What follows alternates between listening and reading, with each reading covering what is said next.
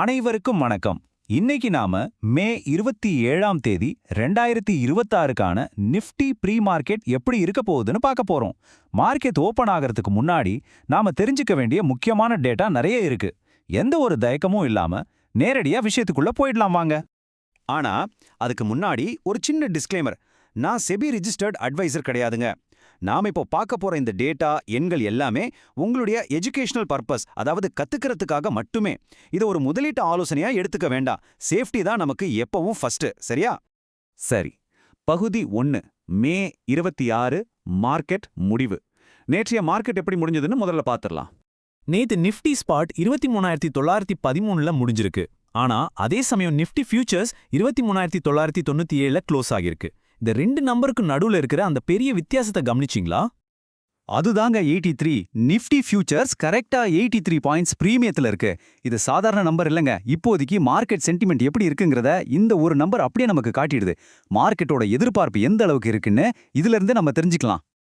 அடுத்து பகுதி 2 சப்போர்ட் மற்றும் ரெசிஸ்டன்ஸ், அதாவது மார்க்கெட்டோட எல்லைகள். இன்னைக்கு மார்க்கெட்டோட மேல்கூரை, அதாவது ரெசிஸ்டன்ஸ் 24,005ல இருக்கு.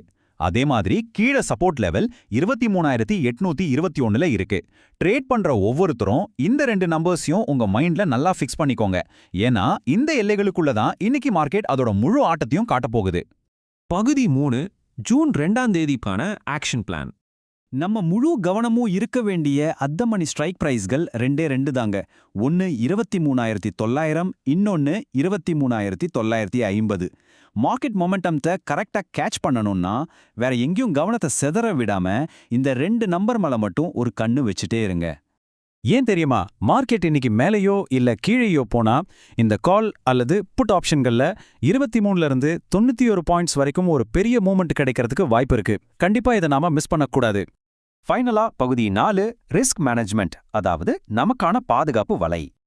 அந்த மேஜிக் நம்பர் 26, உங்களோட மினிமம் ஸ்டாப் லாஸ் கண்டிப்பா 26 பாயிண்ட்ஸ் இருக்கணும்.